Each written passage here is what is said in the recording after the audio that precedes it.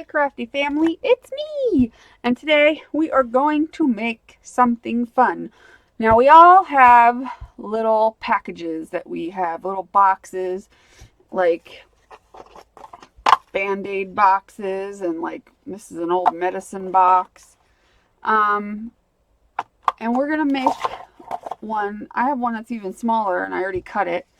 It's from a Scotch tape container, like the box that the Scotch tape, like round refill ones that go in the bigger dispensers. I even save these boxes. This is smaller than even this. But I'm going to make a micro journal with it, like a micro little kind of junk journal-y thing. That's what we're going to do. That's the official term for it, the micro junk journal-y thing. I'm just going to cut off some of these frayed edges because they is ugly.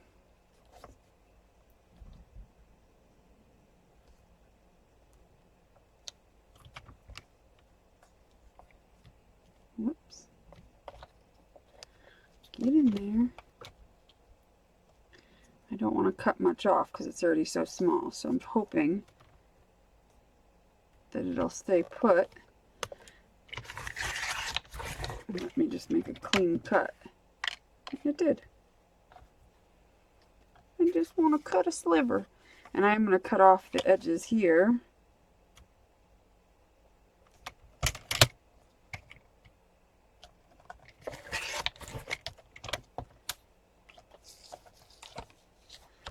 Let me cut this edge here.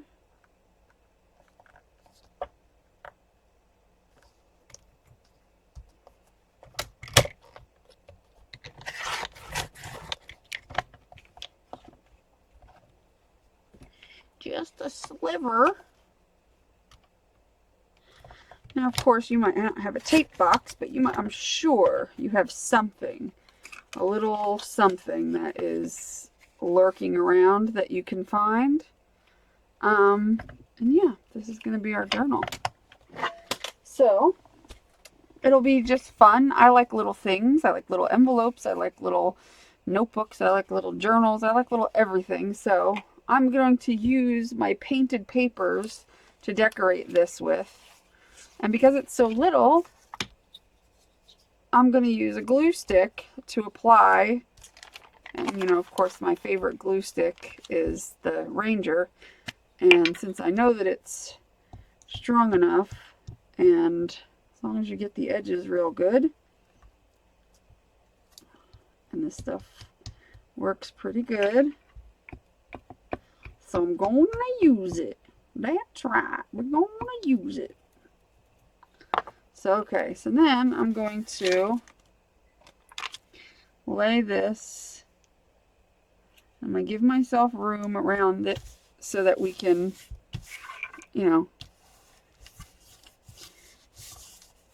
wrap this around.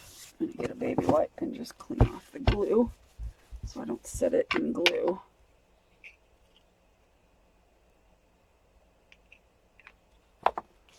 Alright. I keep everything clean so I don't, because what I'll end up doing is if I don't keep cleaning, as people are always commenting, you're so clean. Well, the problem is I always get glue on my surface, and then what happens is I lay my thing in it, and then I'll end up pulling it up and the glue had dried, and then it pulls up my paper, or whatever I'm working on. So I like to keep my area clean just for that reason, really. Just so that I don't ruin what I'm doing, because I will do that. And I need a pair of scissors. There we go. These will work. And I'm just going to cut enough. Now, just like you would wrap any journal, we've done stuff like this before. You're going to cut the corner, but not all the way to the very, very edge. You're going to leave a little tiny bit there. I don't even throw these away because they have paint on them. I will put them in my little scrap box. I'm crazy. I'm telling you, I'm crazy. So hopefully this will hold, because I don't feel like getting out the other glue right now. But if not, I have, no big deal. You can use Aleene's. You don't have to use a glue stick, obviously. obviously, feel free to just use what you have. Any kind of glue will do. When I put the top layer on, I will use Aleene's for that, because I am going to cover it on the inside here, and I will do Aleene's because it's going to have to go over this, and I don't know why I did this side first, but okay. I usually do both of the long sides and then do the short sides, but I screwed up.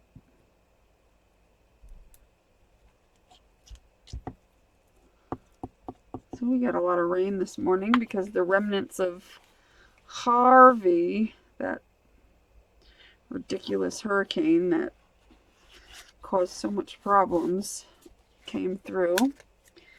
And some people in the area, I guess, had some flooding. I didn't. But I guess, well, I guess there was a flash flood warning. I don't know if it actually caused flooding. There was just a warning as far as I know. I don't even know where the warning extended to. I'm sure it extended in my area.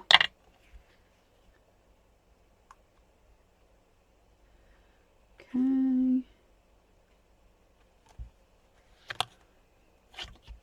Okay. Good deal.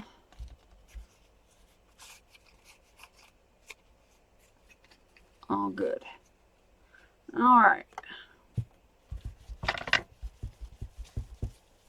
Leaving the glue on. This glue gets everywhere. Okay. All right. Let's cap this until we need it again. All right. Now I'm going to use the same paper, and I'm going to make an inside piece. And I'm just going to basically cut it where it starts to go in. And I do with the cutter machine. I'm just going to cut it here.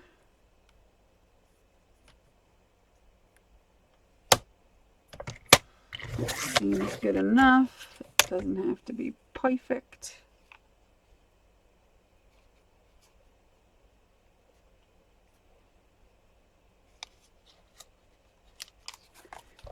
Okay. Just measuring it. Good enough. Okie dokie. I may have to cut right here. It seems like it's a little wonky.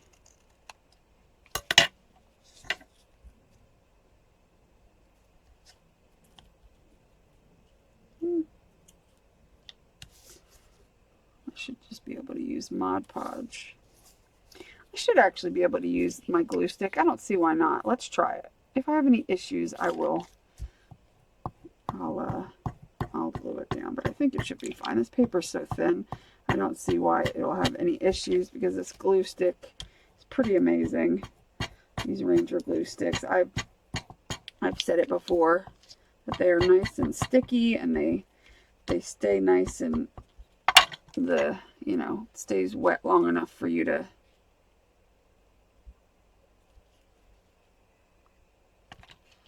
work with it a little bit. We don't need absolute ridiculous perfection. We just need it to be glued. That looks good to me. Looking good. A new baby wipe.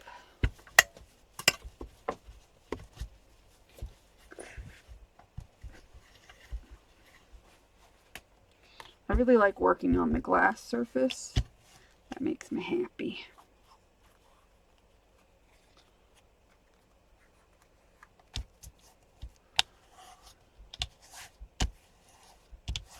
Okay, yeah, that seems to work out just fine since I'm using book page, and book page is thin, so yeah, that worked out really well. I like it. Nice. I'm also going to show you a trick, a way to bind your journal without putting any holes in your cover. I'm going to show you a little trick on that, and this will actually work for larger journals, obviously. But for now, we are going to pick out our pages and decide what paper we want to use. I've got a couple of painted papers here, and I've got a whole box of painted papers to choose from. So I'm just going to go in and pick a few out, because one page can probably do a lot. Can cover a lot of real estate. So I'm going to use maybe part of that, maybe part of that, part of that. I just want colorful pages.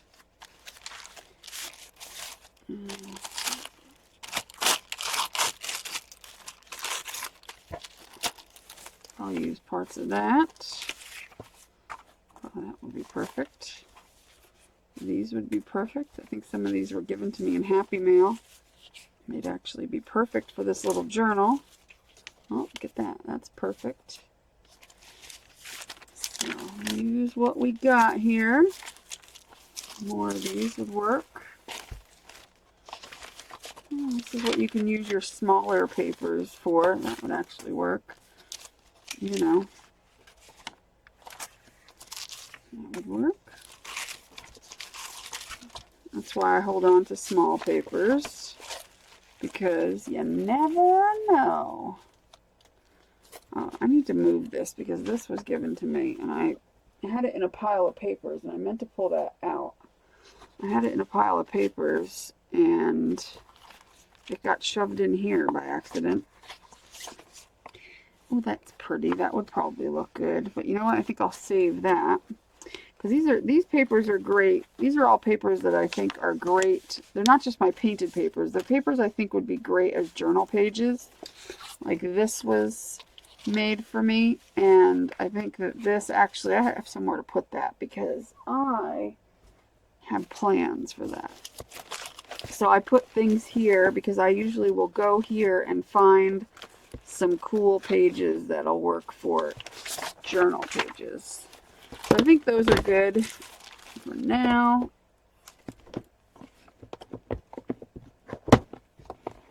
That's probably all I need. But you can feel free to use scrap papers, you know, scrapbook paper, you know, scraps of scrapbook paper that you might have that you know, trying to get rid of, or you can use your painted papers, or you can use packaging papers and things like that that you have lying around will work as well. So since there are a few book pages and they're pretty much the same size, let's see. Do I have any more? I thought I had more than that of book pages. Oh, okay. They're not all the same size because some of these are cut. We're going to use this too. These two are the same size. So we'll start with these and we'll measure out what we're going to need. We'll get a pencil. Where are my pencils? There's one. And we will measure where to cut.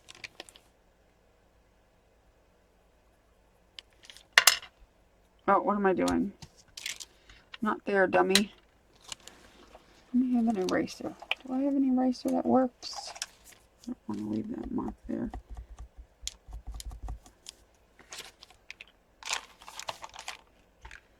That's how tall I want it. But actually,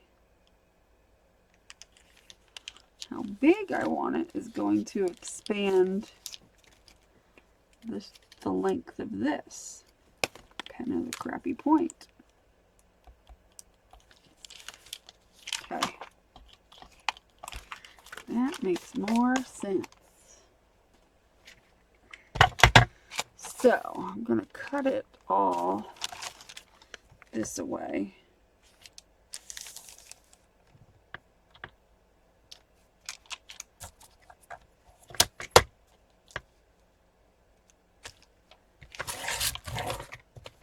And these scraps can be used for something else.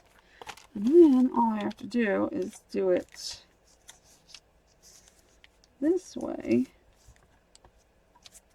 and if I can measure how long that is by going this way,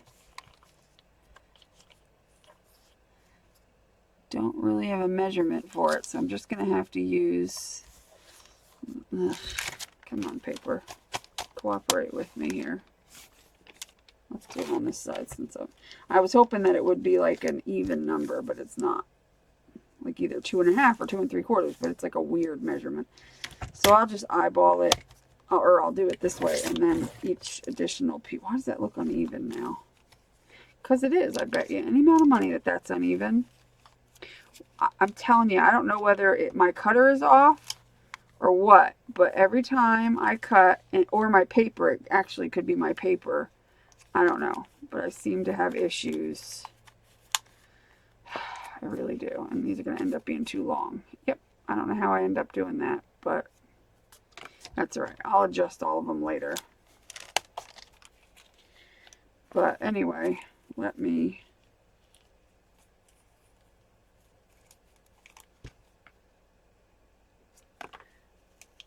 just get the width right. You'll do a better job. You want to obviously measure for the width and the height of your paper so that you can obviously have the proper sized papers.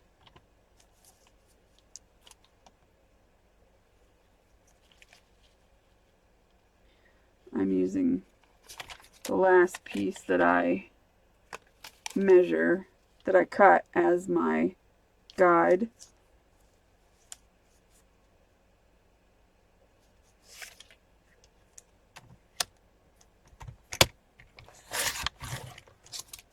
Even though, yeah, I think it was my paper that was the problem. I don't know. I can't ever tell. I just don't know how I screw things up so badly half the time.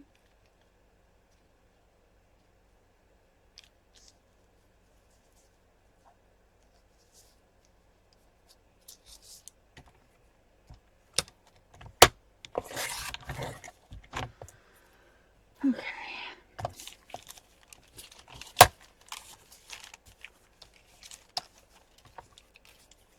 Let's do a better job. Let's get these marked how big they should be. Let's use this one because this one looks nice and even. So that when I keep forgetting that if you do it to the length here, it doesn't take into effect that this binding is not going to be affected by the length because it's going to go like this. So see what I mean? Like there's a lot sticking out because I'm a dingbat. So I'm going to stick it in like this.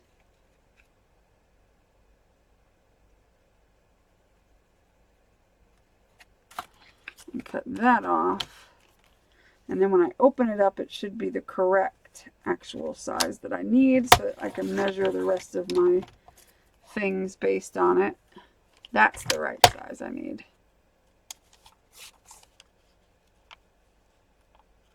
Why does everything look uneven when I cut it? I don't know. Anyway, like seriously, why is that? What is it about when I cut things makes it uneven? It is uneven.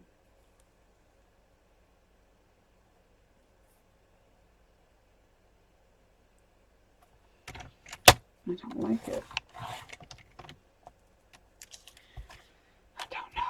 I don't know. Okay. So we'll deal with those.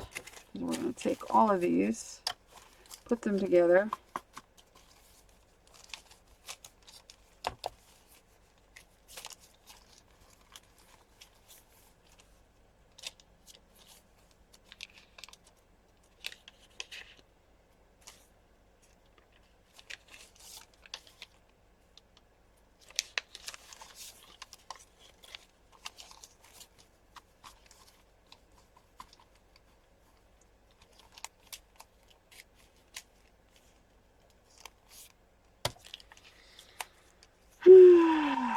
I'm making everything and difficult. Sorry. My bad. I'm not good at measuring. That's my downfall. They need to make a class for people like me on how to like be quick at measuring. So I have to, and plus I think my cutter is sometimes either my paper is off to start with, because that'll screw you up. If your paper is off to start with, like on one edge, and it's uneven on like just one edge, all it needs is, because when you lean it against here, it's dependent on the fact that whatever you're leaning against it is straight. So if you have a paper that's cut wonky like this, for instance, see how this is cut like weird? It's like, you know, going at an angle down. So if I put this against here and cut, it's never going to be even. You know what I mean? You have to even up your edges first and cut off that wonky edge, and I always forget to do that. But that's okay, because now we've got our sheets and they're the right size. So now all we got to do is make sure we have a flat edge, which this is a flat edge, and this is the flat edge, and cut some pieces. And that's the worst part, is to cut pieces of paper.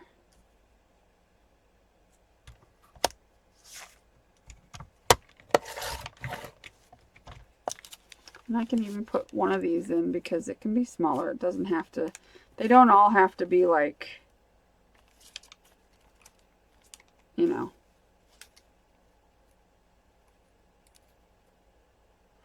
They don't have to all be the right width. It's as long as they're not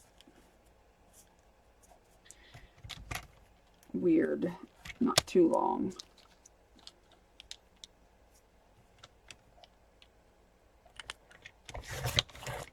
And at the end, we'll fix everything up anyway. So it'll all work out in the end. And that's the most important part. Right? Right. See, now I was about to put that on there, and that side is not even. It's got like a divot. So I got to do it from this side. I almost did it again. Sometimes you can't tell right away that you're, you know, on an edge that's not the proper. And two, if I would pay attention here more, because this is how to line it up, and sometimes like even this edge isn't straight. As I don't know what edge, see, like now it looks more straight. I don't know. Sometimes I can't tell. Sometimes it's just for restorating. Now is that even? Let's see if that evens up. Yeah, right? Yeah, it looks even to me. See? Now that's a nice even piece. I'll cut all these first. It's like so I really need to use take advantage of the little cross lines.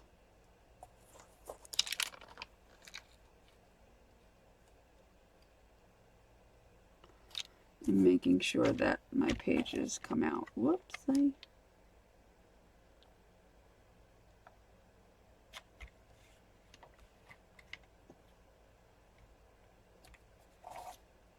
That's what we need to do. Make sure they come out even. And this is the most tedious part. I apologize for you having to sit through me cutting paper. I should do a story time while I'm sitting here cutting my paper. That's a good idea. What story can I tell you? I don't do enough of that. I don't do enough storytelling. Let's see.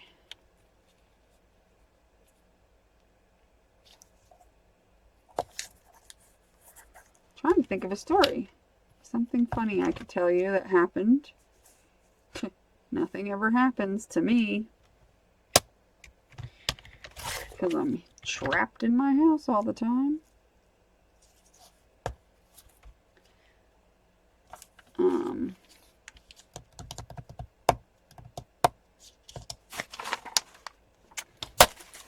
Let's do a piece of this. Let's do a piece of this. See if I can get a sheet out of this.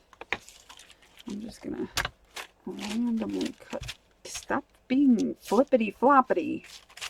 Quit. I'm going to try to cut this.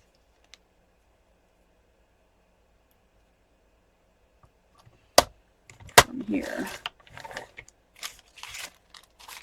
So that this way I can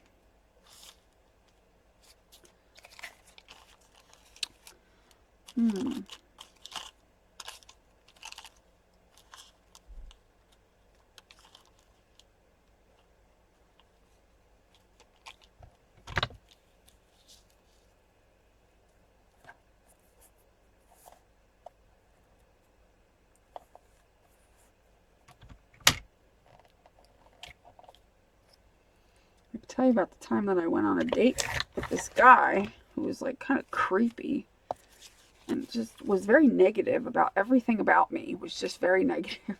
So when me and Chris first split up, not when we first split up, it was probably like a year later. I didn't really date a lot when we first split up. I was too busy going through a lot. But anyway, when I was ready to date, you know, I went on dates.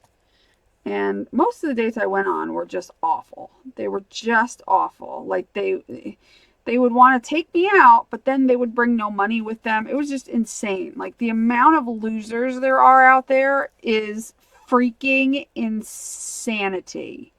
Like I am not kidding. Especially when you get to my age bracket, which is like late 30s, early 40s type of age bracket.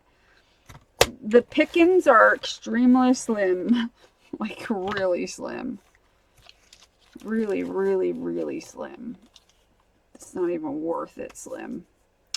But anyway, so I did some online dating because I didn't want to meet anybody in a bar, and you know the whole story. You don't want to meet any bar. I didn't work anywhere where I would meet anybody because I worked for myself in in somebody's house cleaning it. So, you know, it wasn't even cut. Why is this not cutting? It doesn't like this deli paper at all. It don't want to cut it. I may have to put it between a couple sheets of paper, maybe.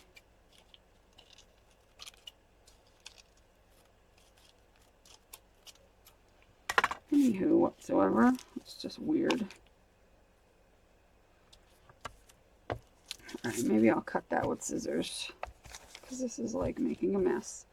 Anywho, so one of the guys I went out with, I told you about the guy with the pictures. I told you about that when I think in a live stream. I don't remember. The guy that showed me nasty pictures. Telling me, oh, I got pictures of my daughter. You want to see it? And then he hands me his phone and tells me to keep swiping to see the pictures of his daughter. Turns out they were pictures of his penis. Anyway, so this other guy I went out with,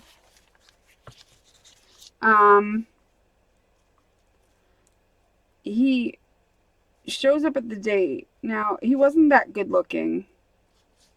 He was, you know, a little overweight. You know, seemed to just, I don't know. He was very, I don't like guys that are, I'm not attracted to guys who are very aggressive and, you know, like super uber assertive and like have to overtake the conversation. And, you know, if you're not constantly stroking their ego, they're not having a good time. That's not my type of guy. I don't need that in my life. I'm not about to be your ego stroker. So I tend to, in the South, that's how a lot of guys are. They need you to stroke their ego, among other things. But what did I say? I don't know. They do though. They need like their ego stroked 24/7, and it's very, very, very annoying. But I might not use all of these papers, so I don't know why I'm like cutting every one of them. I'll cut that one by hand.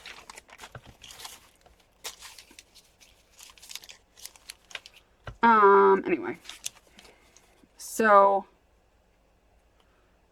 I can usually tell when they're like that before I even go on the date with them.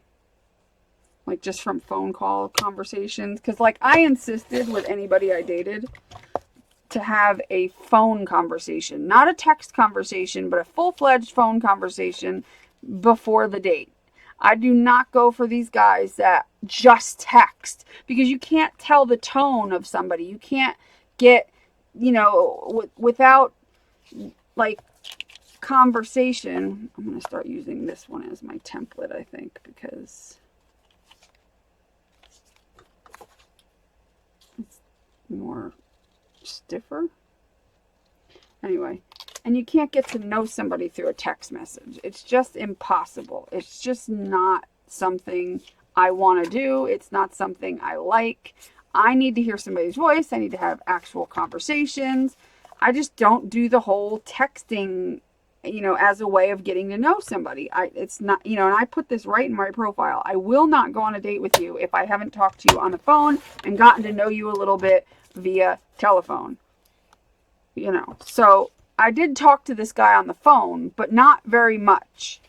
I talked to him. I'm going to leave this one folded like this and just cut it down to size because I think it's the right width. So anyway, I talked to him on the phone. I was a little iffy about it, but I figured it can't be that bad. I'll give him a chance. I was a little iffy. But, you know, I'm a natural skeptic about things. Naturally I'm cynical, and you know, I don't buy into things. I'm a very hard person to fool. You know, like I'm the first person that'll tell you if something is a scam. I can tell from immediately. I can tell if somebody's BSing. I can tell if somebody's acting. I can tell if somebody's full of it. I can tell if something is a scam. Like I'm very intuitive when it comes to that stuff. And that's not me like tooting my horn. It's just a fact. I'm like people all the time, you know, like friends or people, family members, they'll say, do me a favor, take a look at this and tell me if you think this is BS. And I'll be able to say, like, you know, without a shadow of a doubt, I know if something is BS. It's just a fact. It's not possible to scam me. It's just not possible to scam me. So, all right, that's not even. So let's do it on this side. This side's even, I think. Let me check. Let me cut that even so I have a place. Come on, this blade is not very old, so it better not be. I mean, I literally just put it in. Okay, anyway, so yeah. So, as I was saying, you can't scam me. You can't pull the wool over my eyes. So I can generally read people really easily.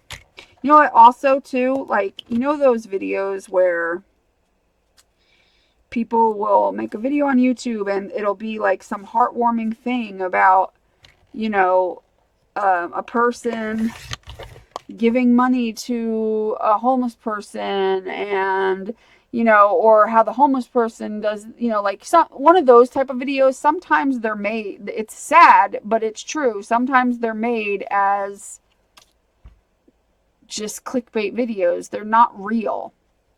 And I could tell the real ones from the fake ones, and other people can't. And I always have to say, you know, this is staged. It's not real. And, you know, I hate to burst people's bubble, but I can't stand that stuff. And same with like some of the prank videos.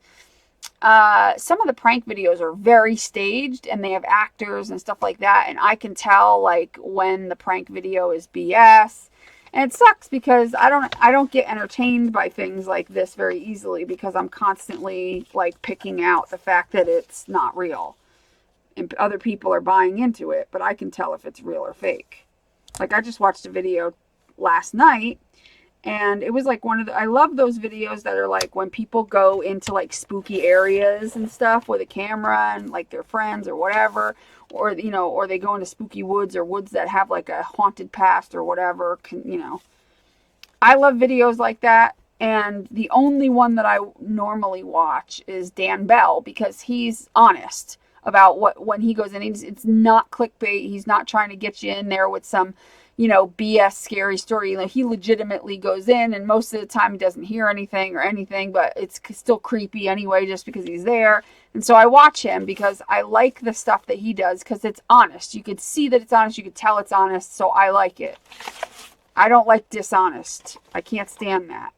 So I was watching another one that happened to pop up after watching one of his videos of these kids who went to Japan to go into there's these woods in Japan that are called the suicide woods or something. And I've read about that before, where people go there sometimes to commit suicide. It's like this whole thing.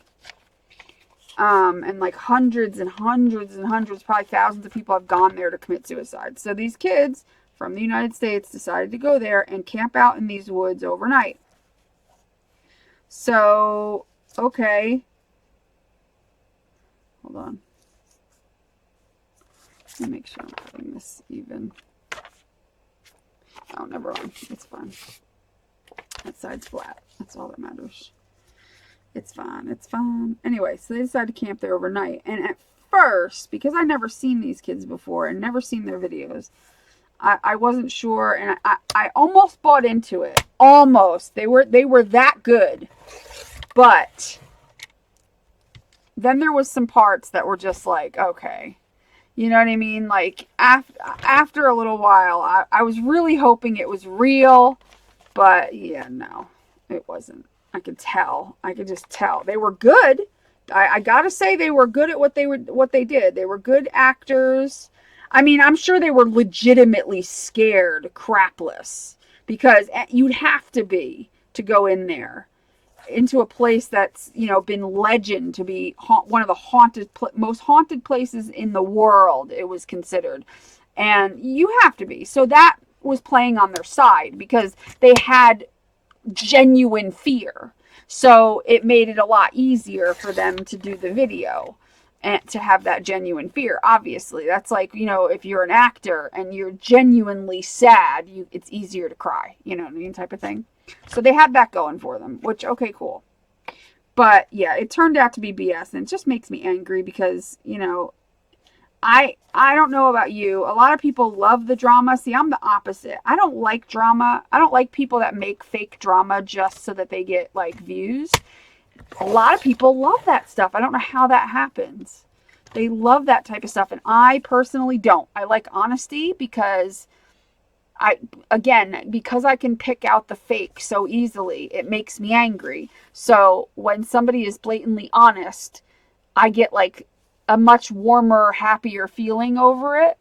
And even if the content isn't as shocking or isn't as scary or isn't as freaky, I still prefer, I would so much rather have the truthful content, even if it's boring, rather than the fake content just for the drama. But you'd be surprised. And I know a lot of people, you guys will probably say, yeah, me too, me too. And, I believe you absolutely do.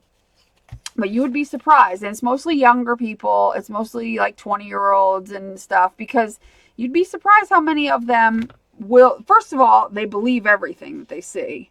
So they're on there believing every detail of everything they're looking at. I mean, like the comments on this video, that everybody bought into it. And I'm just like, God, this is so not true. A couple of people were like, yeah, I believed it up until, this point or whatever in the video. And that's like when so there are people like me who can read every detail and know whether something's fake. It's a curse. I've said that before. It's a curse. It's a blessing and a curse. It really, I don't know, in some reasons it's a curse, because there's no way for me to stay ignorant to things. So things bother me more than most people do. I get annoyed and angry very easily over stuff like that, Whereas most people that don't catch on to stuff like that as easily, I feel like they're a little luckier because they don't get bothered by things. You know what I mean? They're less likely to be bothered by something as I am. And so that's where it's a curse, because I get so worked up and so pissed internally about things like that are fake that it literally stresses me out and I get angry. And so, I don't know. Anyway, I was going to talk about the guy that I dated, that I went on a date with. I generally would only go on one date with people, because it only took one date. It only took one date for me to figure people out for the most part. So anyway, this guy, went on a date with him. He was very, like, I don't know, obnoxious. And I don't feel that it's, he wanted like a certain type of woman, apparently. He was the type of guy that wants a woman that he can tell her what to wear, how to dress, how to do her hair. I hate that type of guy. That type of guy is somebody that I would vomit in my mouth. You know what I mean? Like, I cannot stand the type of guy that has to control a woman and tell them how to dress. And, oh, I like a woman that dresses like this, or I like a woman that dresses like that. You should wear this. You should wear that. You should wear your hair up. You should wear your hair down. You should do this. You should do that. Like, there is nothing that'll make me more mad than that. Even if I see it happening to somebody else, I get mad. And I'm vocal. I will come right out and say, you're disgusting. And I have. I had a friend one time who was dating a guy, and he was one of those guys. And we were out together, me and Chris and this girl and her boyfriend. And he kept making these freaking comments about, well, I told you look better in this outfit and this. And she's like, well, I wanted to wear this. I like this outfit, blah, blah. And he just kept going on and on. And finally, I just looked at him and I was like, you need to shut up, because what you're wearing is awful and you shouldn't be telling other people what to wear. You should let her wear what she wants to wear. Who the hell are you to tell her what she should pull out of her closet and put on her body? And he just was quiet for like the rest of the night. He did not like me at all. Men like that generally hate me with a passion. They hate me so bad. They don't want me hanging around their girlfriends. They don't want me hanging around their wives, because they know that I am a strong woman. And if anything's going to happen, I'm going to make their woman a strong woman. You know what I mean? And they don't like that influence, especially if they're a controlling guy. They don't like me at all. They hate me from the get-go because they can't control me. And so they're afraid of me. And they don't like their women around me because they think that I'm going to influence. And I will influence them in a positive way. I'll make sure they have self-confidence enough to stand up to the jerk. But anyway, so this guy was instantly telling me my tattoos were not feminine, and I had my hair dyed auburn, like red. And he's like, is that your natural color? I'm like, does it matter? He's like, well, I like girls who don't dye their hair. I'm like, oh, well, you should go find one of those girls then, because maybe you could find one out on a backwood farm somewhere. She might even be barefoot and pregnant for you. Like, this is the things I had to say to this guy, because he was just awful. And one of my friends, because we went to a bar that I always made sure that whenever I went on a date, I picked where we went, because I wasn't going to go to somewhere I didn't know, or I didn't know anybody. And even though I didn't bring friends to my date, no way. But that's rude to me when people bring their friends on a date. But I had friends that were already there, that went there anyway. And it was a Saturday night, and I knew these people would be there. And so I made sure to sit. They pretended they didn't even know me. You know what I mean? Or I would be like, oh, hey, how are you? And then we'd go to our separate table. But we happened to sit right next to a couple of friends of mine. And so they were kind of half-assed listening to what this guy was saying. And I went outside. At the time I smoked, and you weren't allowed to smoke inside this place. So I went outside to have a cigarette, which was another thing he complained about, even though on my profile it said I was a smoker. And he even asked me about that on the phone. And I said, yeah, I smoke. And he had no problem with it and didn't say anything on the phone. But he made a comment about it when I was going to go out and have a cigarette at the bar. So I went outside to smoke, and my friend casually came outside as if, you know, to act like she was just having a cigarette too. And she was like, and we were both standing with our back, because the bar had like a glass front. We were both standing with our backs towards the inside of the bar, so he couldn't see us talking to each other. And I was like, oh my, she was like, I cannot believe the things this guy is saying. She goes, in your face, she's like, I can't really hear everything you're saying. She goes, but if your face didn't give it away, she's like, the look on your face every time he would say something, she's like, I thought you were going to stand up, take a knife off the table, and stab him and walk away. She's like, that's what your face looks like. I said, well, here's the thing. I said, I'm going to get rid of him because I want to hang out with you guys and have a good night, and I don't want to be with this person. So I sat down and I said, okay, I'm going to just, the next time this guy, I can't get these papers to sit straight, and then one wants to pop out. Anyway, I said to my friend, the next time this guy says something that pisses me off, that's just uncalled for. First of all, he would never let me talk either. The only time he cared about what I said was when he would ask me, well, why do you have tattoos? And why do you this? Why do you have a nose ring? Because I have my nose ring in. What's that thing on your lip? Because I have I have a little piercing under my lip. Like and he saw all my pictures. He knew that stuff was all there. Tattoos, piercings, and I might even get more piercings, and obviously I'll probably be getting more tattoos, but don't tell me what to do. But I was giving it right back to him, so it was all good. But the final thing, I can't remember what he said. I don't know, because I was just livid. I can't remember which one was the final thing that he said. He said something. Oh, he said something about my nails. They were colored pink and purple. And they were kind of bright and long. And he was like, have you ever tried like a French tip? Because French tips are more, I think French tips, when you have like just the white on the tip, like it's more classy, I guess. He says, I think French tips are more feminine. And I said, I think you're a dick. Ooh, sorry. I didn't mean to say that. Anyway, that's what I said to him. And I said, I think you should go because I want to hang out with my friends and I want to have a happy night. And I got up and I went over to my friend's table and I sat down. And that's the story of the man that never would be my boyfriend. Not in a million trillion years. But can you believe that? Oh my God. Dude. Alright, are these the pieces I cut off? Because we're going to mix some of these in too. It's folded? No. I don't know. Are these? Yeah, I think those are. But yeah, sorry about the cuss word. I didn't mean it. I was in the moment.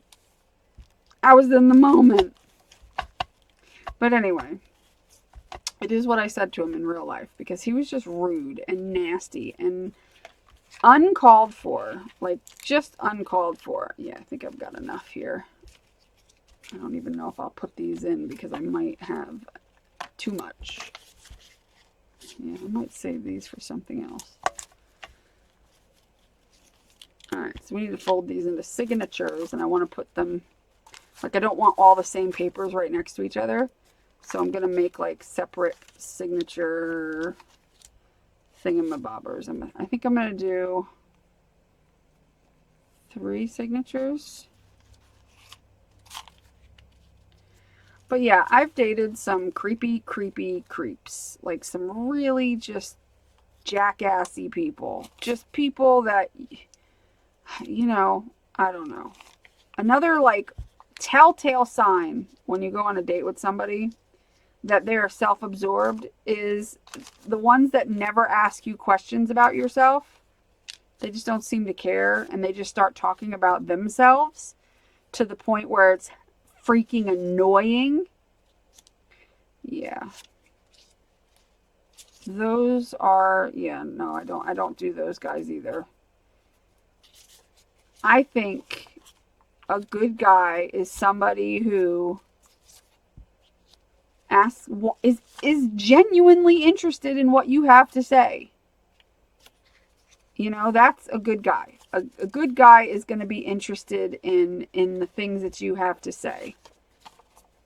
He's not going to, you know, just talk over you the whole night. He's going to want to know who you are. It's a shame that so many guys, they only care about looks. They go by a profile picture and that's all they can think about. And so it doesn't matter to them. Actually, I've got this one over here that I can cut. And it just, they don't seem to care about a person. They only care about, you know, as long as they're the center of attention, that's it. That's all they care about. So it doesn't matter what your personality is. They don't really care because they're planning on being the absolute center of attention at all times. So you don't really matter that much. And there's a lot of those guys out there. Just an FYI. It really is. It's a shame.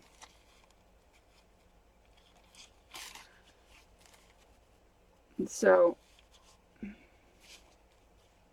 women out there, if you are in the dating realm and you're with a guy who just see, the problem too is some women, they go after the first guy that's even remotely nice to them, even if they have a lot of like red flags that they're a crappy person. Like they talk about themselves constantly and they'll be like, oh, well, at least he doesn't beat me and cheat on, you know, whatever, you know, like, well, you don't know if he's going to cheat on you, but what I mean is they look at certain traits and they don't,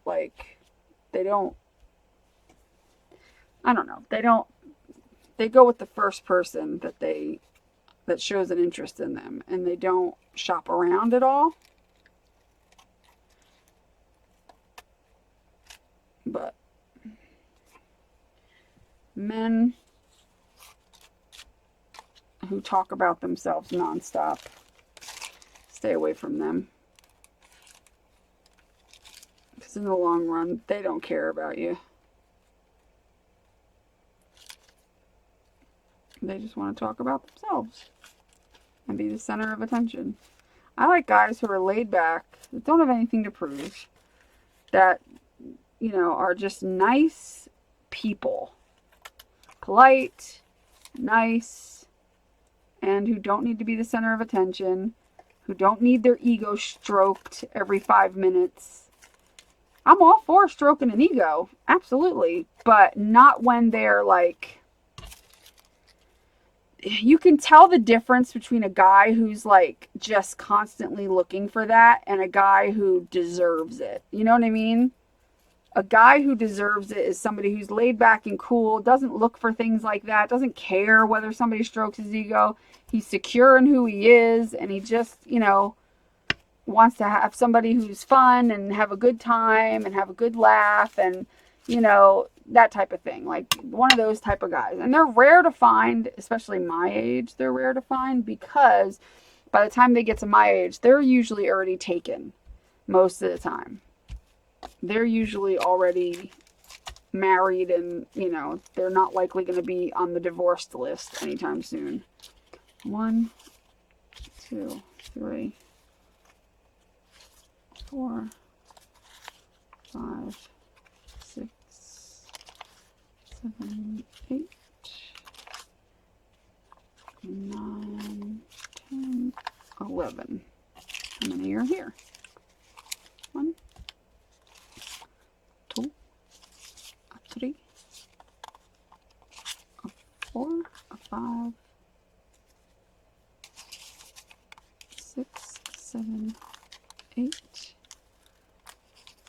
9, 10, 11. Somehow I ended up with 11 in both of those stacks. If I end up with 11 in this stack, I'm going to be shocked because I wasn't paying attention. I was just kind of going. A 1, a two, a tres. I turned some of them over so that they're not all faced the same way. 4, 5, 6, 7, 8, 9, 10, 11, 12. So I do have 12 in this stack. That's okay. I'm okay with that. There can be 3 different, you know, 1 extra in a stack. That's fine. But I came close. I did good. I mean, considering there was no other way to divvy that up there, because I didn't have an even, it's not like I had 33 papers, so I would put 11, 11, 11.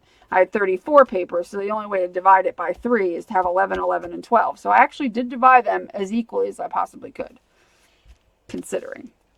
So, yeah, there's that.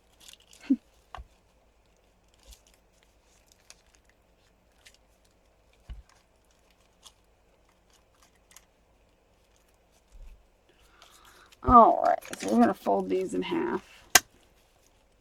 How long have I been going for? Like ever? Good Lord. A long video. But that's what happens when you have to do all kinds of folding and cutting. But at least that part's over. You got to listen to me yabber on. I'm sure some of you were like, unsubscribe, let me out of this hell.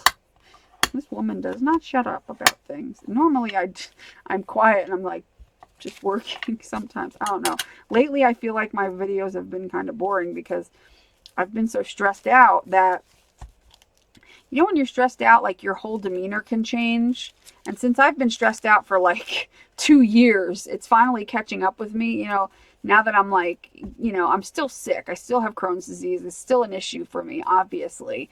And, you know, I still have bad days and I still have bad moments during the day and all that stuff. But overall, I feel a lot better. But because I'm feeling better, it's like now my brain is less thinking about how sick I am and concentrating on that. And now it's concentrating on how stressed out I am living in the situation I'm in. And so I think it's affecting some of my, when I make a video, like I feel like they haven't been as happy as they, I mean, they've been fun. I mean, I guess they've not been miserable, but you know what I mean. You guys know what I mean. Oh, this is perfect. Perfect amount. And man, that is going to be so cute. I like to leave it not fully stuffed, but enough where I can put other things in there. Like little pockets and stuff. This is really cute. Really cute. So cute. I love it. Okay. So, now I just need to make sure that none of the pages, and the only one that looks like is this one, which is in this middle one here. Let me see.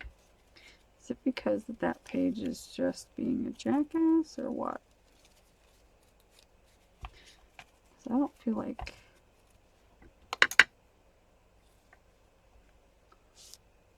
I can give this little buddy a trim. Give it a trim. So, yeah. So I'm hoping that you guys aren't like bored with me. And I know this week I didn't do mixed media mashup, but I had to finish my Canvas Corp stuff and the zine, which you guys will see. I don't know if you'll see this video first, or the zine, or the live stream. I hope to get this up before the live stream on Friday, because today's Thursday. I'm doing this on Thursday, just in case you was wondering. So I'm hoping that I can get this up prior to the live stream on Friday.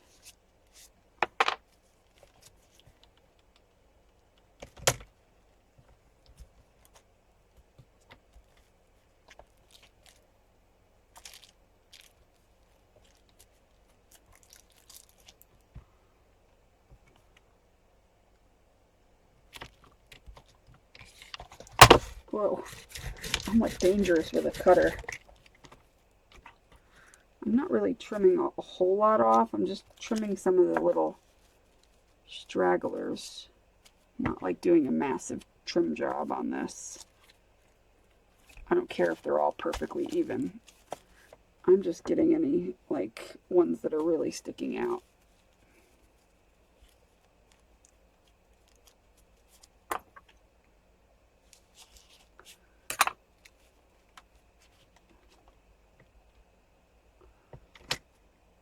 You guys are all so supportive though. Every time I feel like you guys just really do overwhelmingly give me a lot of support, which is so appreciative. It's insane. Is that good? Did I get it? Yeah, I got it.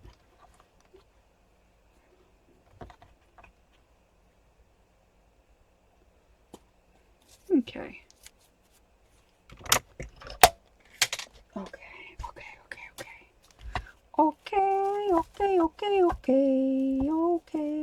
Okay. I don't think that's how the song goes, but in my brain. Okay, so the next part is going to be sewing, poking holes and sewing. Why does that still have a piece that just looks...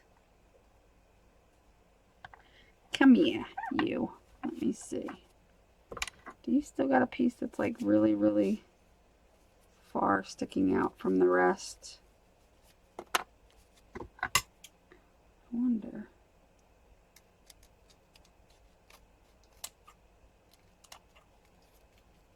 Yeah, that's good. Good enough. Whoa. Ooh, I don't know where that fell out of.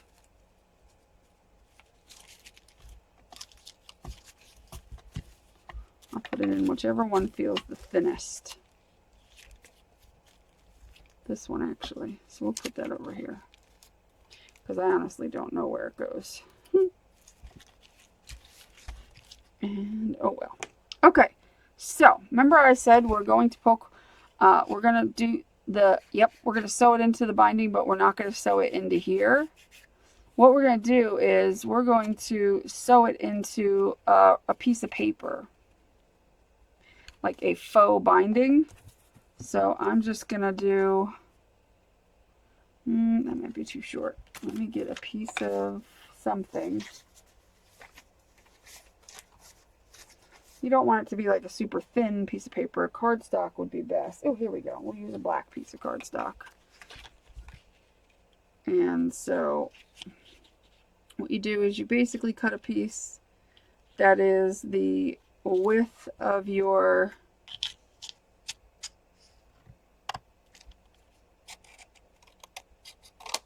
doesn't have to be perfection or anything. Just cut a piece that is pretty much will fit in your binding.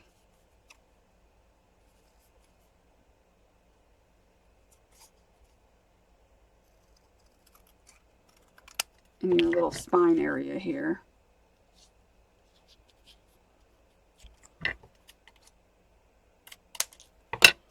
There we go.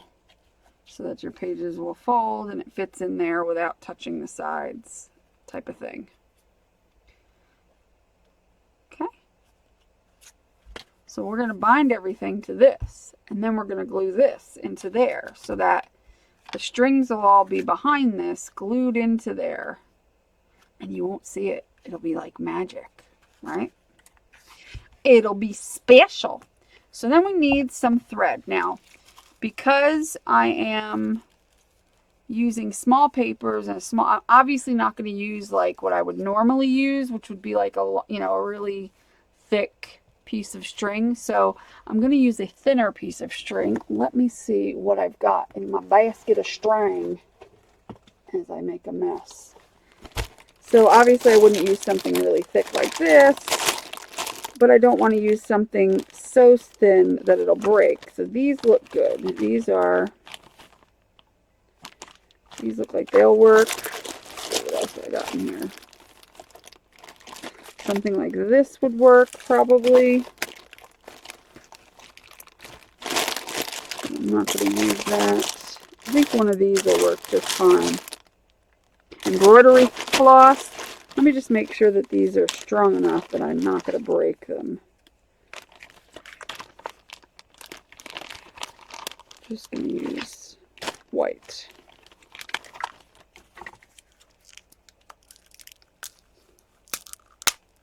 Sitting in here forever. I think, whoa, make sure. Oh yeah, that's plenty strong.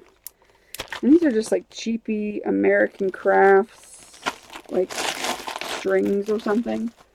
I don't even know where the hell I got them from, honestly. And I have something that'll help. Now, normally for something this small, you wouldn't have to do this, but, let's see, I have it here. Oh, here it is. So, obviously you need like a needle. Come on, what's holding this up now? There we go. Obviously you need a needle. I don't want one with a really big eye because I don't want it to leave a big hole. So I might use a smaller needle than I normally would. Let's see if I can find one. Otherwise, I will have to get one out of my box. I can't use like a tiny needle. Oh, well, I guess I'm just going to have to use one of these. Anywho whatsoever. Oh, wait, there might be some in here. Here we go. That's got a smaller eye than these, I think. This one's got an even smaller eye. Here's some needles. There was a time when I didn't have any needles. Now I've got plenty of needles. Because people sent me some needles, and I had found some on clearance or something. Maybe these, I don't know. There we go. These are better than that. Definitely. Okay, I'll just stick these in here so they don't get lost. Okay, so anyway, in the quilting sewing section of like a craft store, you can find this, which is, it's a piece of wax, like beeswax, inside of this little thing. And like, for instance, I'm going to need, we've done this before, but if you're new to my channel and you've never done a book, they're so easy to do. And so I never understand when people are like, oh, I'm afraid to do it. They're so stinking easy. Like, it's such an easy thing to do. It's so easy to bind a book. Like, you'll see. It's so easy. But anyway, when you have your signatures, that's what these are called, when you fold papers together and you do like several of them to do a book. Each one is called a signature. A signature is a grouping of folded paper. So anyway, I'm going to take 3 lengths basically of my signature. So 1, 2, 3. Okay. And we're going to cut it. That's all I will need. And if you take it and you hold it into the grooves here of this piece of wax and run it through like so, and then turn it a little bit so it gets the other side as well, and run it through, and just run it through, and then do it on the other side so it gets completely. You can wax your own threads, you know, so if it makes it go through the paper easier. You don't have to do this. Like, to be honest, I barely ever use this thing. I used to use this a lot when I did Coptic stitching in books. That's mostly what I got this for. Not to do a pamphlet stitch. You don't really need it. But if you do any kind of those intricate stitching, like book stitchings, these are great for that. And that's what I used to do a lot of. I used to love sitting there making all kinds of Coptic stitched books and stuff. I sold pretty much all of them. I don't think I have any of them. But yeah, I used to have the patience for that. Can you believe it? Not no more. So anyway, so you can, you know, wax your threads. And so I'm just going to cut 3 the same. And actually I'll do it like this and fold it over, and this way I can wax the whole thing as a long piece and then just cut it in half and use it. So I'll take this.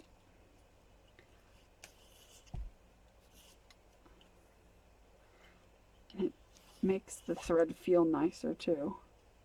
But it just makes it glide through the holes in the paper.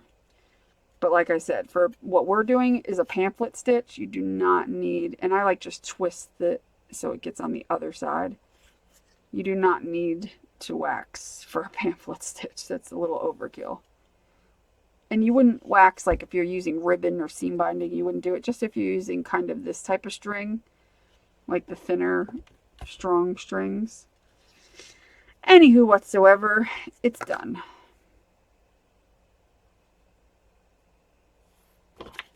And they're only like, I don't know, $2 or $3 to get one of these at the store. And I think, yeah, you can replace these. I've replaced this one already. I think it came with the replacement though. I want to say it did. Because when I was doing Coptic stitching, I wore that thing out. And I actually cut it. What you should do, and what I didn't do the first time that I had one in here, is rotate it every now and again because it gets these grooves. Well, I didn't, and I was using it on the same slot, and I like burned a hole in it, and I did it on the other side, and because you got both sides, and eventually it just broke because eventually the slits go all the way down to here. So I just kept going in the slits, and it would go all the way down, and it goes halfway down, and I burned a hole in that side, burned a hole in that side, and it snapped in half and wasn't working right after that. So you want to rotate it every now and again. Anywho, so now we'll set these aside for a second. Now we're going to take our piece, and we're going to, as if this was like a binding, on the back of the journal, as if it was that. We're going to line it up and make our lines and decide, where we're going to. So basically, I'm going to mark the spine with like a black marker on here. And I'm going to say, well, I'm going to do it about, 3/4 of an inch in. And really, you could just do 2 stitches on this and be golden. So, but I'll do a basic pamphlet stitch just to show you guys. But really, you could just do 2 holes, put 1 string through, 1 string through, and tie it in the back and be done. But for the purpose of this, I will do a pamphlet stitch to show you it is very easy. Just make 3 holes. They don't have to be even. They're not going to show on the back. You don't have to worry about it. Like really, it doesn't matter. As long as they're not real close to the edge so that you rip through your paper. I wish I had my soda over here because I'm thirsty. Or my tea. Okay, so I made 3 holes. Now, I'm just going to make these same 3 holes on all pieces of paper, or all signatures.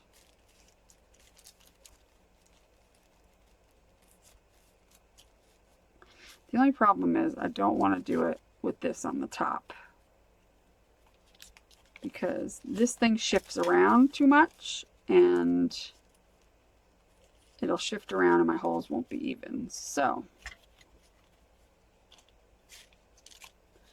I'd rather do it on here. So now we're just going to, and I did it, see, that's another thing. I shouldn't have done it with that on the top either, with this thing shifting back and forth, but that's okay.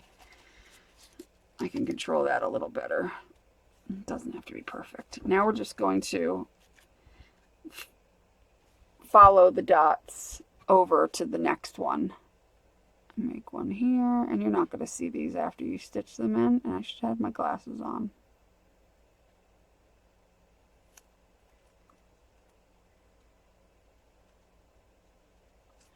So you got 3 holes on that one, and then you can pick up your last one and put 3 holes on that one.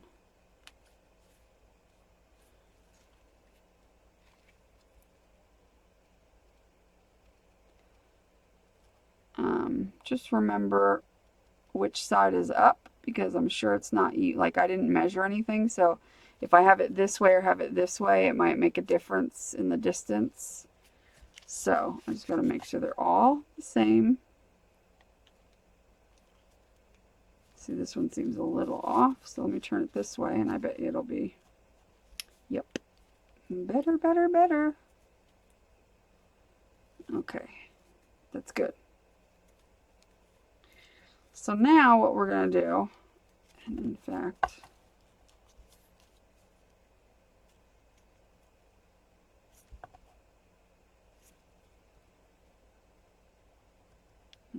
this dot over a little. Okay. So now what I'm going to do is I'm going to use one of these to make the dots on here. So what I'm going to do is transfer. Of course, I can't use a Sharpie, but I have a white pen that'll show up on. You can use a pencil too, it would work, but for your sake. And here I will zoom in. I keep forgetting I could zoom in. I can basically just do, let's see, I'm going to just make a line to say eyeball basically where I want to put the stitches so that I can line up this one.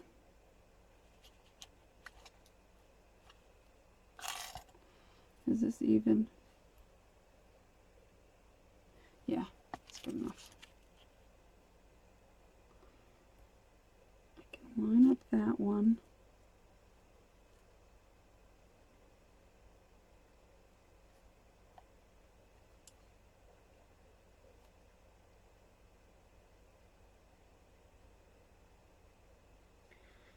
And say there.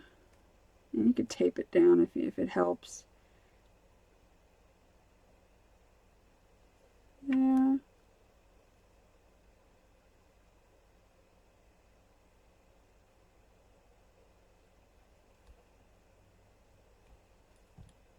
Which I'll probably tape it down for the next one because this is a pain in the butt.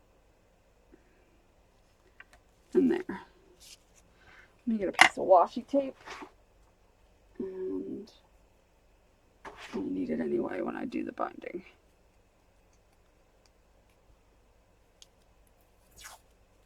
It'll just be easier if I tape this. I'll tape it over here.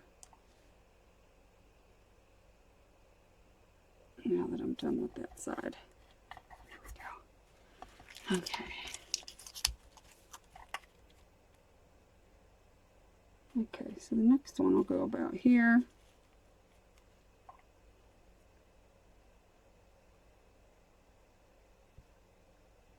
Much easier. Just putting the dots that I need.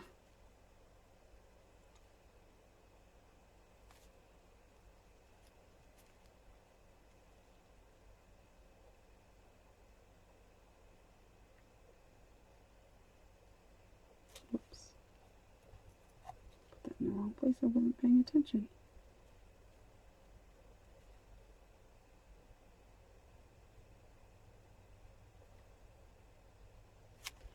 Okay, so they're pretty much even. They don't have to be 100% perfect. They just need to be even enough. So that's what we're going to sew each signature to. Hopefully, let me make sure I got them all right again.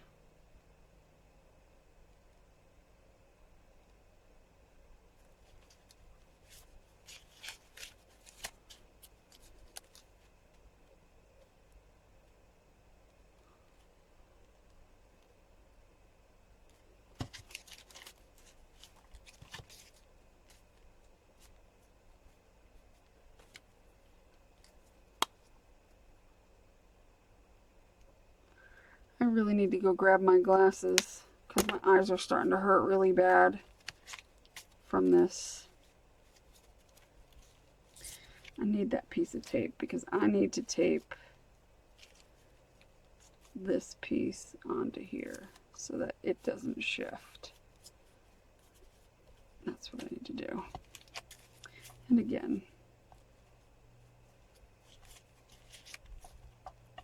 that's good. Just making sure they're all right. You just want to check and double check a couple times, that's all.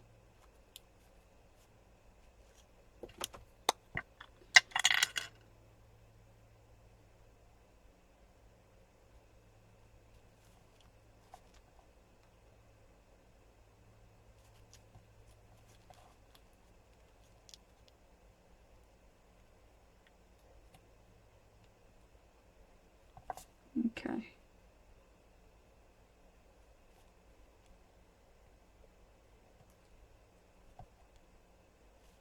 Okay. Anywho, that's the worst part, is to line everything up. So here's where I take a pokey tool. Where is my pokey tool? No. Let me find it. I have a smaller one that I want to use, and I just need to locate it, and I probably should have done that ahead of time, but, you know, I didn't.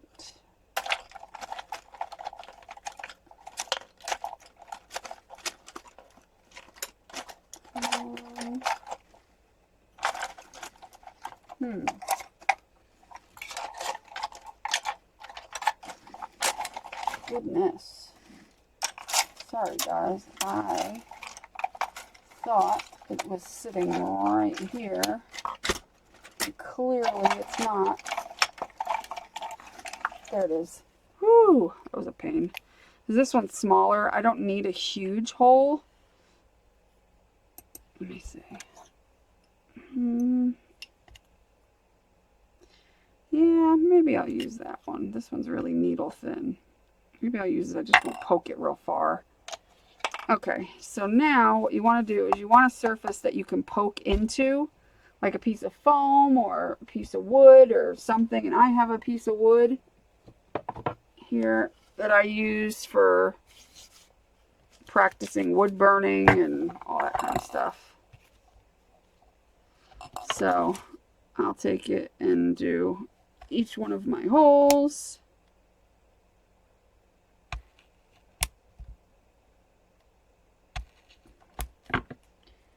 And you just want to jam them through.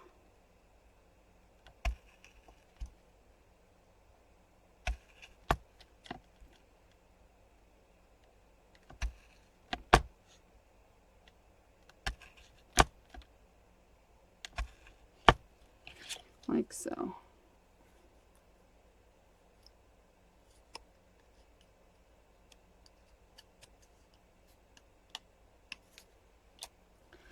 And then you want to do that with each one of your signatures. And the best way to do this, to keep everything straight, is to have everything lined up. You want to make sure that your crease is, you know, creased. But see, you don't want to put the clip in while it's folded, because then the papers are going to shift. So you kind of want to put it in while it's straight, but you want to make sure that all the creases of your paper are still going down the center, because believe me, they can shift. So once you've got your papers all done, then you can crease, or then you can poke your holes.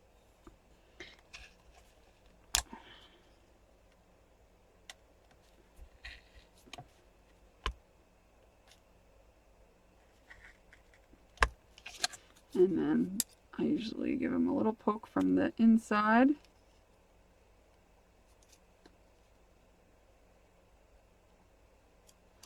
And I leave them hooked like that, and I usually get another clip.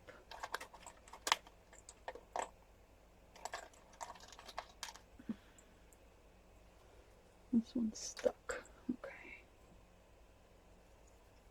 To do the next ones.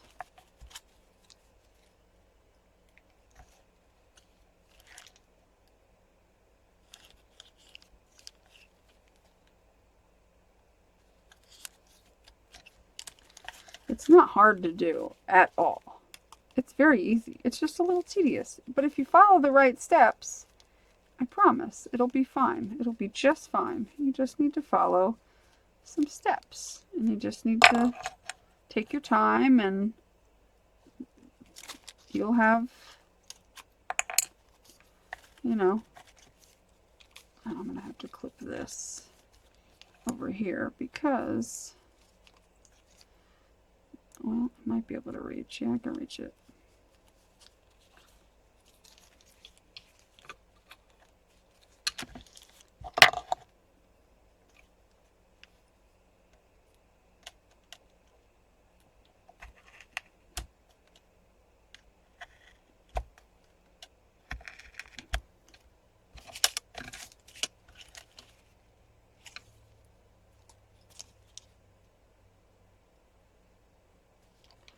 Just be careful not to poke yourself, especially if you're using something sharp.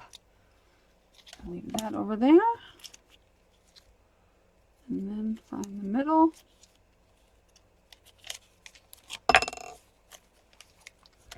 And I have a little clip.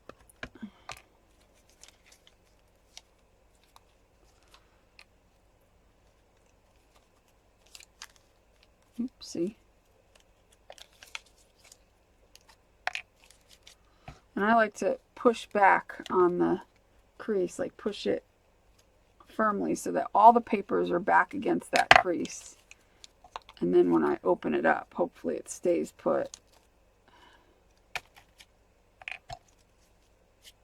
And it doesn't shift around too much.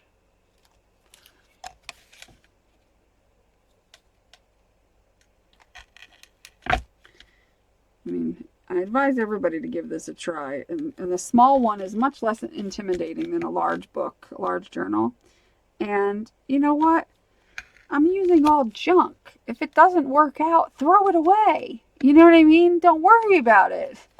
But not doing it because you're afraid, you're not going to use up anything. I mean, if it's one of those situations where, oh, I don't want to use up any, you're not using up anything but garbage. This is all just painty papers and a garbage box that I would have thrown away. Use it as your practice. Practice.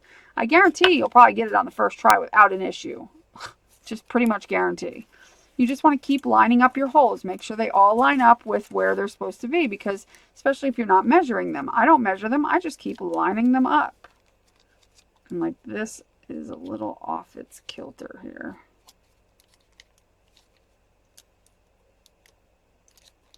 I just keep lining everything up.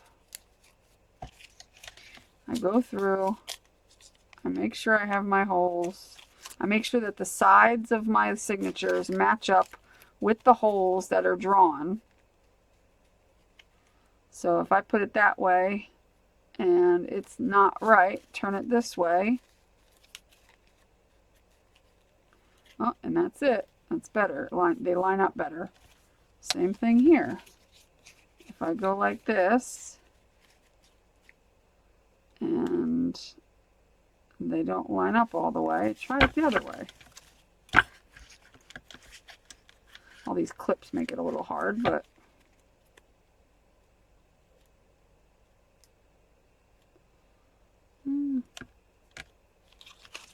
can't tell on this one. Yeah, it's this way. Okay, so they're all lined up the way they're supposed to be.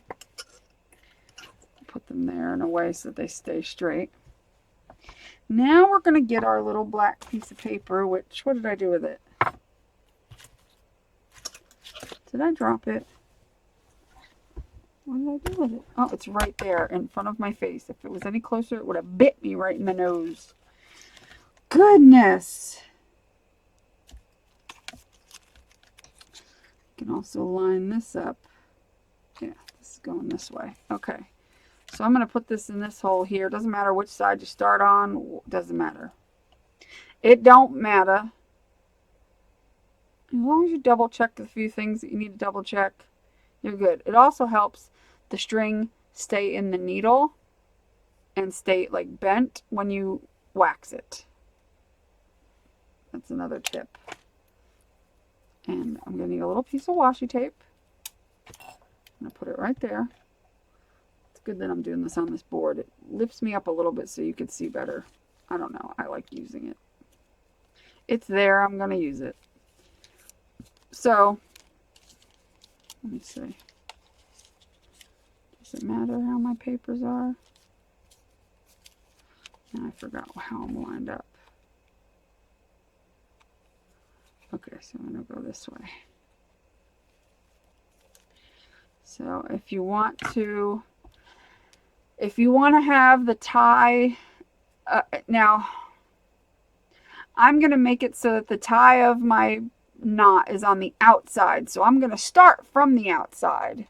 So if you start from the outside going in, that means your tie will be on the outside. If you start from the inside going out, your knot will be on the inside in between your papers. And since I'm going to tie it back here and it's going to get covered up and glued, I'm going to do it from the inside or from the outside, so that it'll tie on the outside. So I start with my spine piece, and then the top spine piece, you do one row at a time. So you do this row is one signature, the middle row of holes is the second signature, the third row of holes is the fourth signature. It's very simple. And then I go from here and I poke it in just like that. And now when I pull it and I leave a little taily doohickey, and I tape it down without it interfering, tape it over to the side, without it interfering with your 3 holes on this side. Okay. And then you go into the next hole. You can do it however you want, really. You can stitch it however you want. There's no wrong way. As long as you get it through each 3 of the holes and you're able to come out the back side and tie it, and then you're good to go. I went through. Now I'm going to go through this one. Oh, sorry if you can't see again. I'm not good at when it's zoomed. Just take your time. That's all. Just take your time. There's no rush. You know? If you have to rush, then you shouldn't do it. Now, so we went, you know, in here, up through the middle hole, in through the top hole, and this is where we are. Now we're going to go back into the middle hole, trying not to split through the last string that went into that hole, up through that hole. And then you could take your needle off, because now we're just going to tie it. And that's why we tape this one down, so we can't pull it through. You know, we don't need to put a knot on it. We just need to tape it. And now we're going to tie it right here. It doesn't matter where you tie it, because it's not going to show anyway. But we just want to make sure everything's nice and tight. Everything is good. Pull everything, you know, tight without being forceful and ripping and all that. And then tie the string. It's another thing that helps with the wax thread is the tying. Tie it, and then you want to clip it pretty close, because we are going to be gluing this knot down. And then there you go. One signature is in. You can take your clip off. That's it. That's all there is to, like, that's how easy it is. It's very easy. And then we have 2 more signatures. One row here and one row here. And now we're just going to double check again with what we're, you know, how we're putting the holes. I think it goes this way. Okay. If there, now another thing is, in a normal journal, when you put your signatures in, you want to make sure before you sew it in that they're all, like if we're sewing it into the back, if this is going to be your cover, you want to make sure if you have any papers in your signature that have an orientation, whether they're going up or down, you want to make sure you have all your papers going the way you want them to go. So that's a step that you would take if you have papers that you care. Now the only thing I care about is some of these, but see, some of these are upside down, so I can fix it, but I would have had to have done that beforehand. And I don't really care that these are whichever way, you know, it doesn't matter to me. Yeah, this is the right way. So we'll get our next string and our needle.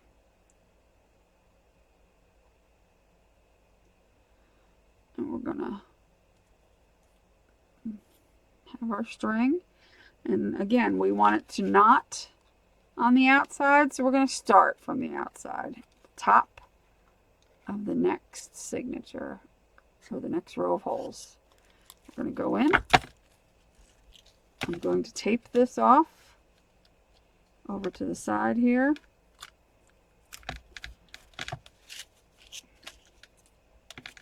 And then we're going to go up here.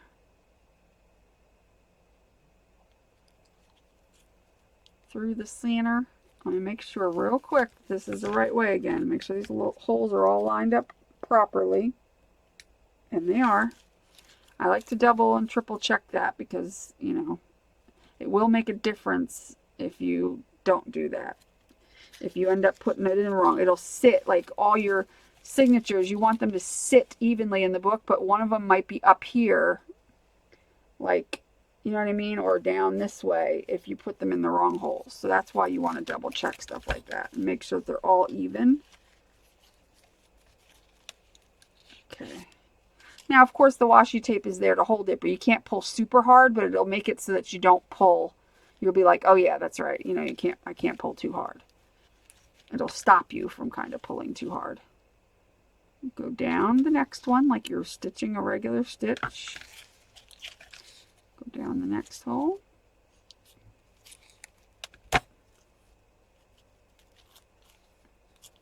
Then go up through the last one. Sometimes it helps to do the binding part or the spine part and then go through the signatures.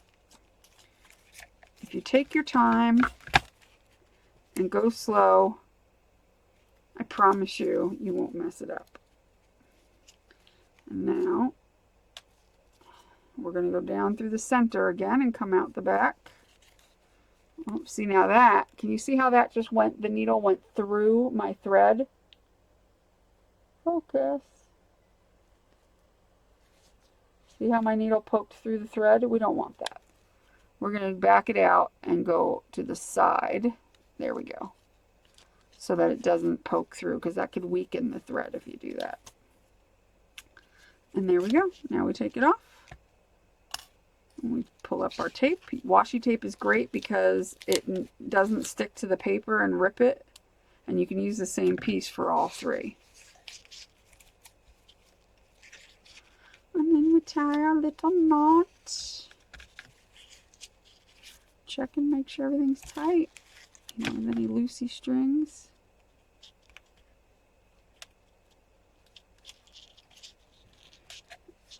If it's not perfectly tight, it's fine. As long as it's holding the paper in, then you're good.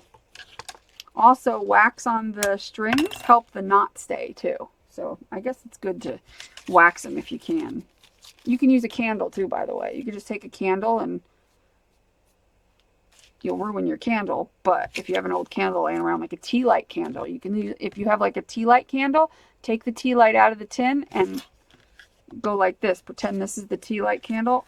Rub it along your, and then twist it a little bit and rub it. So you could do that. So if you don't have a specific waxer for thread, just use a tea light candle.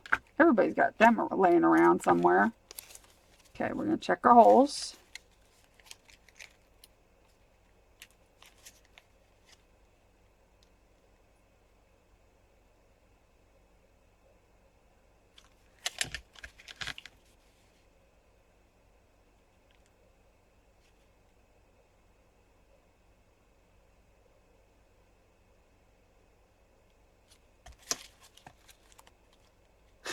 This one, well, I don't know why this one's so hard to determine.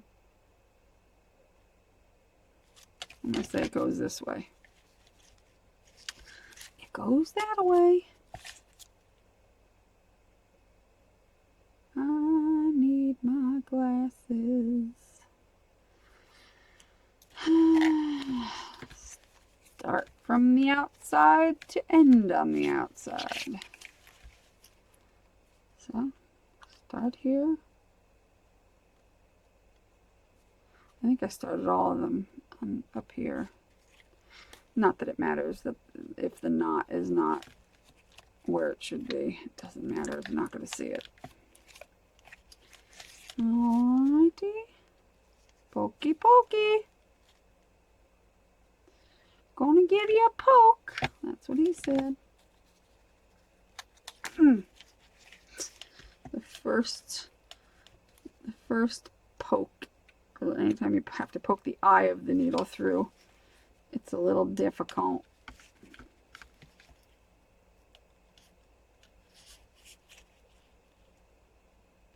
Get in the hole. That's what she said. There we go. Oh, my needle's almost, or my thread is almost coming out.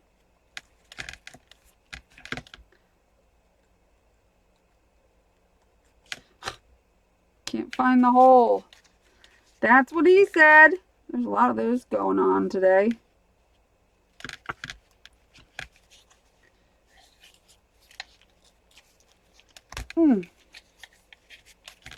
That's what she said. Alright, somewhere I gotta pull this string. There we go. So I didn't pull it tight enough before.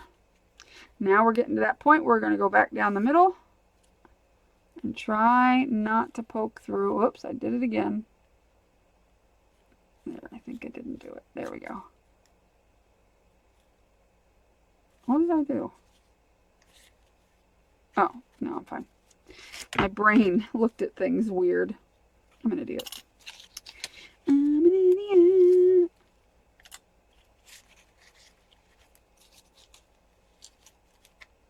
Let's pull and make sure everything is good and tight. That's what she said. Okay.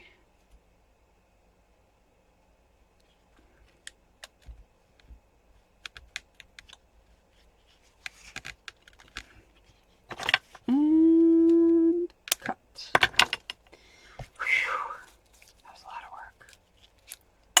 Oh, there are a lot of clips. I could have taken the clip off the other one. So now we essentially have a book.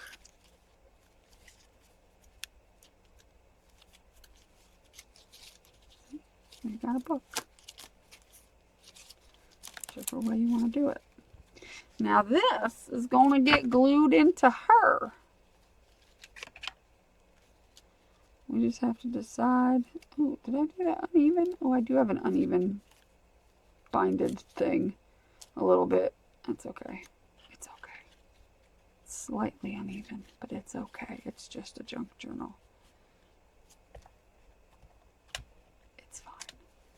But anyway, that's what it'll look like. This is where we come up to the point where we are going to glue. And now you want to not use a glue stick for this part. You're going to use something strong because it's got to hold down all of that to that. So I'm going to use Aleene's Tacky Glue because it works good. And you are going to slather that glue on without making a mess.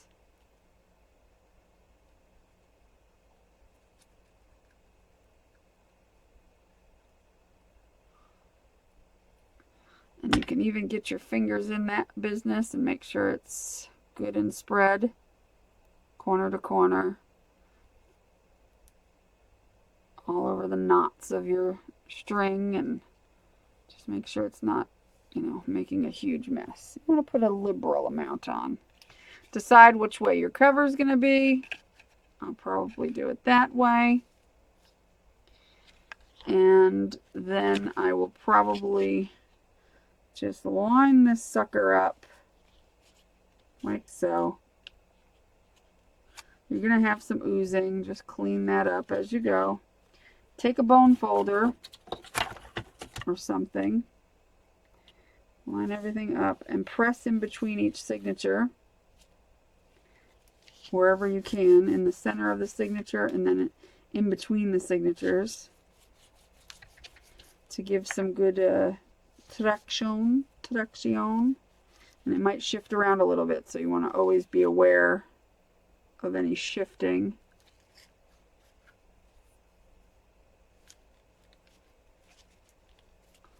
Press from the back.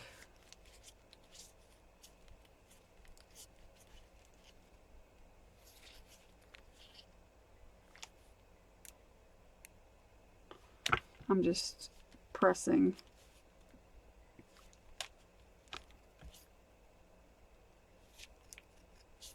Takes a little finagling to do this. Just make sure everything stays even Steven. It takes a little finagling to get that to stay in there. Mine's being a little difficult because I've got a lot of pages.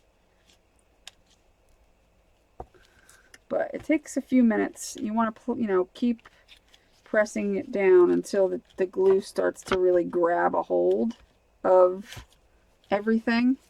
Keep a baby wipe close by.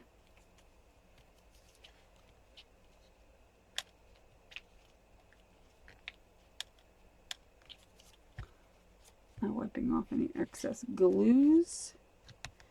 And don't, you know, after it starts to take, you don't want to be moving your pages around too much because it'll pull on it. You know what I mean? On that black piece. So you just kind of want to let your pages, once you got it in place and it's starting to grab, that's why I say use tacky glue, because it sets up pretty fast. You don't want to like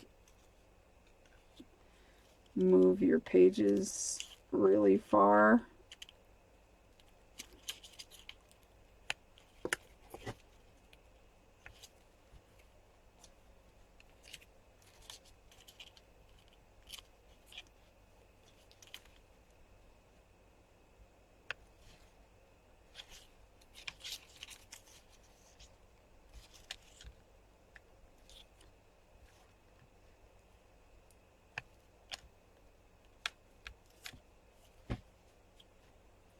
Takes a little finagling, but worth it in the end, because then you can decorate your spine and you don't have to worry about strings and stuff. Now, you could have done it the traditional way, where you poke the holes directly into the spine and done it, and then put beads back there if you want to. A lot of people like to do that. I like it both ways. You know, I like, you can, you know, a clean spine or a beaded spine, I should say. Either is good for me. You just got to work with this a little bit because it's a little tricky.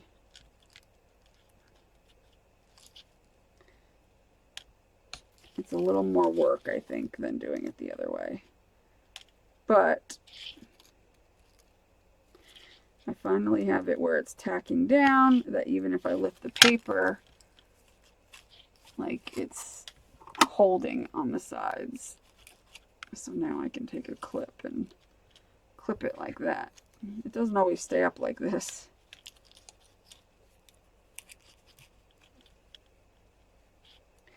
I just want to make sure, you see in there, the black piece, I want to make sure it's staying flat down. It's not lifting and, you know, doing all kinds of weird things. And just make sure it's got a seal to the book below.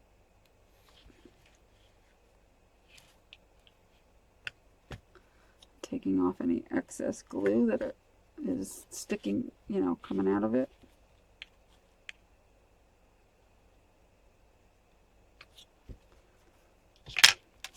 Yeah, crinkling up my pages.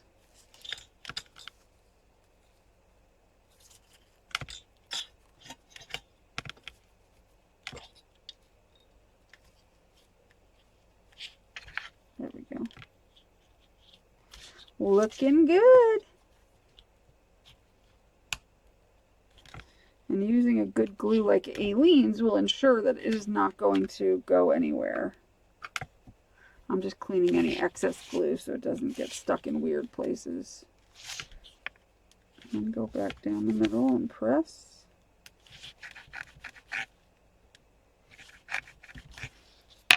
Good adhesion we've got going on now. I can show you. As you can see, I don't know if you can. Eventually it'll focus.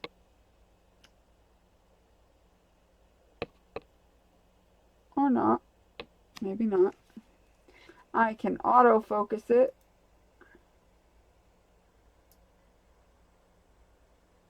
There we go.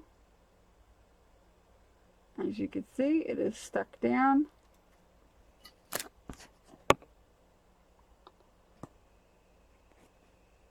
You can see it there. Stuck down. Make sure. Yeah. Stuck down.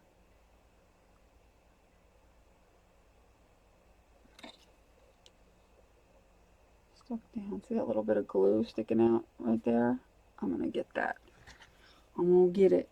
I'm just going to go with my little bone folder, and there it is. Cleaned up. See, that's the little things you're looking for. I just keep giving it a little press here and there. It takes a little finagling. It is easier to do it the other way, but I wanted to do this time. So now is when you wait for that to completely dry. And then you're done. And then you have a journal, and you could decorate it from there. And maybe I'll do a part 2 where I decorate it. But for this, I think we've got the body of the journal. You're going to let it dry. And in part 2, we will decorate. I'm going to let this dry, and I'll come back and do a part 2 on decorating it. But yeah, that's our mini micro journal, or our micro junk journal. I hope you enjoyed this. I hope you will give it a try. And you know, if you were too afraid to make a large junk journal or a large journal, start off with something like this. Grab a box from somewhere. I'm sure you've got a pack of gum or Band-Aids or something, and do a micro journal and practice, and it's exactly the same process. You could do it this way, or you can completely omit that black piece of paper that we sewed into and directly sew into your spine. Either way, you could totally just put holes in it, just like you did that black paper. Just put holes in the spine instead, rows of holes, and just sew it the exact same, except you do it through here. That's all. That's the only difference. I hope you enjoyed this. Do me a favor, give this video a thumbs up if you enjoyed watching this. If it was helpful to you in any way, give it a thumbs up. I really appreciate it. It helps me determine if you like this type of video. Also, hit the subscribe button if you're not subscribed. I'd appreciate it. That would be helpful as well. I know I'm giving you homework now. Also, check the description below, because there will be a link to my Facebook group, which is the Pink Poodle Pack Creative Crafty Playground. And that is where we all have a wonderful group of almost 1,000 people, and we hang out, and it's just a really fun group. There's so many people that participate in the group that makes it so fun, and I swear you'll meet so many great people. You'll be glad that you joined. Also, I have a Patreon account, which means Patreon is a way for you to support my channel. I couldn't get the word out. To support my channel, and in return for supporting my channel, I give you various things, whether it's a live class, or you get access to a secret Facebook group separate from the other group that is just for my patrons, and we do swaps in there and stuff like that, and we have all kinds of little secret things going on in there. Yeah, so it's worth checking out. So yeah, definitely check out the links below, and I hope you guys have a great rest of your week. Make sure you look out for part 2, and make sure you do what you love and love what you do, and be nice to people, and I will talk to you later. Have a good rest of your day.